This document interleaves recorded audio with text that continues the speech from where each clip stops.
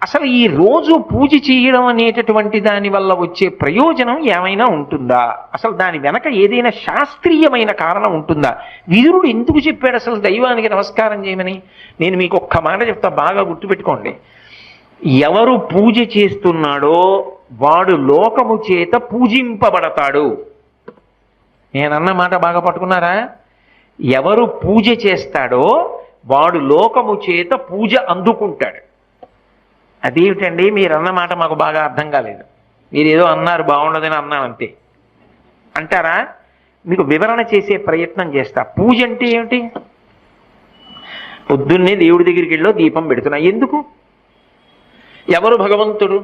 చంద్ర సూర్యౌచ నేత్రే కర్ణావాసా శిరోద్యౌ ముఖమవిదహనో యస్య వాస్తేయమబ్ధి అంతస్తం యస్య విశ్వం సురనర ఖగో భోగి గంధర్వ దైత్యైః చిత్రం రమ్యతే